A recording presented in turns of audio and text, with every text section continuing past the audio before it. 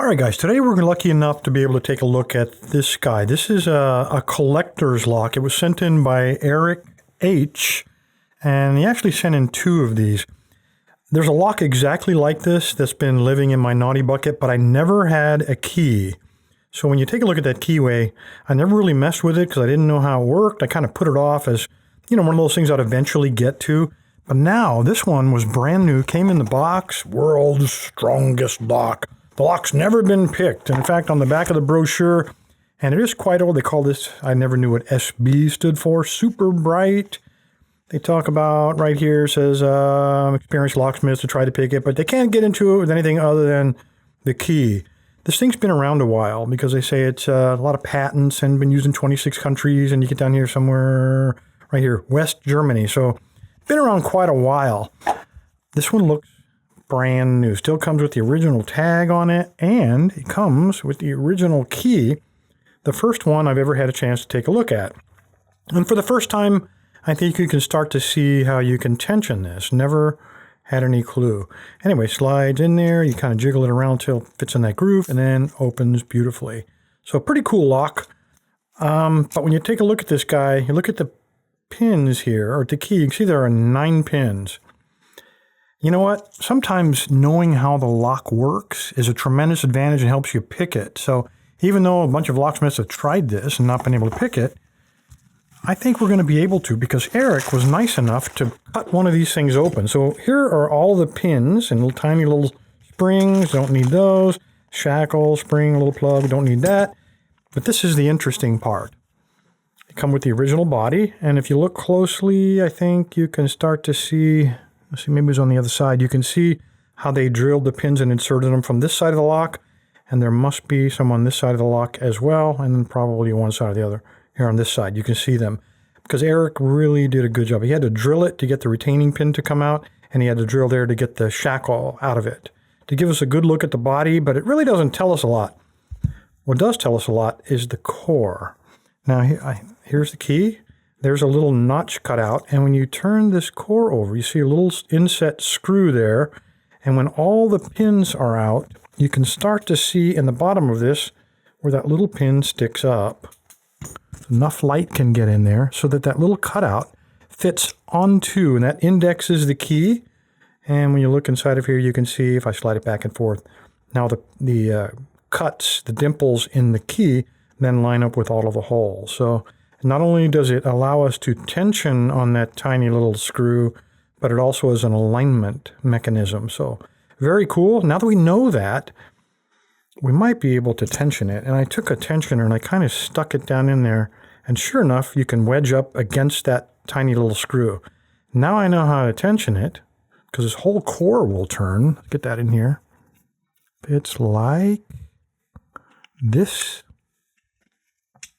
So the whole core will then turn inside of the lock body to rotate. So I think we can start to figure out how to tension this. Let me build a tensioner. Shouldn't take very long.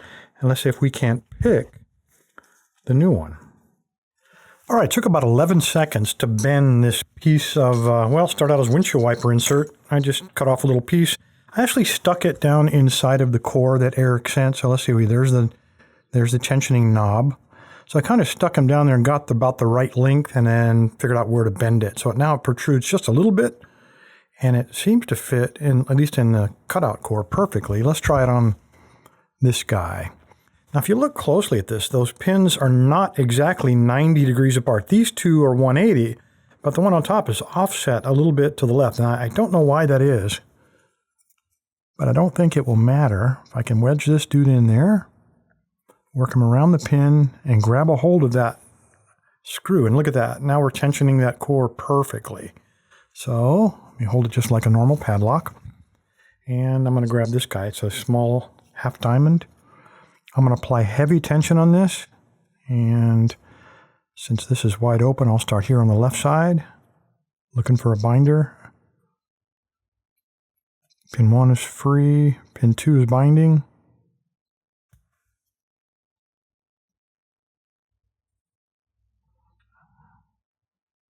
Pin 2 is the only one on that side. Let's try the top.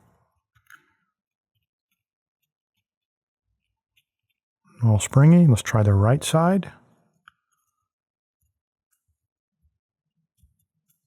And they are all springy. So let's try that left side again. I might have missed somebody. Here we go. Number 1 is good.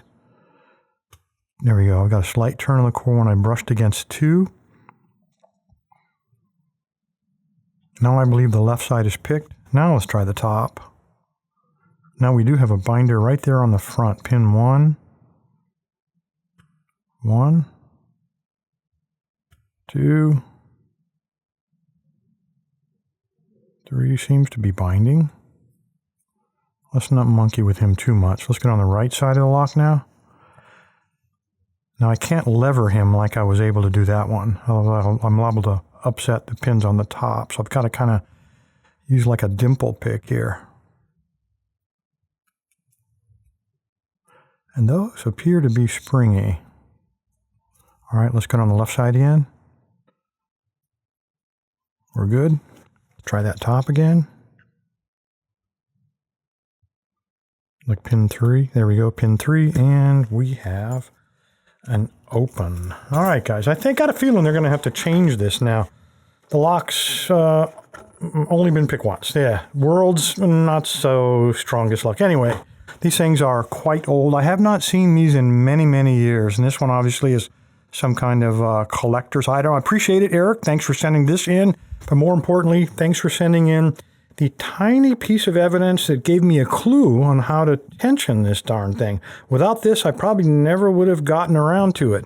Anyway, guys, appreciate your time. Stay safe, stay legal, and don't be intimidated by these weird pieces of technology. Just because you don't understand it right away, keep looking at it. Eventually, you'll figure out how to tension it. And once you can tension it, you can pick it. Thanks, guys.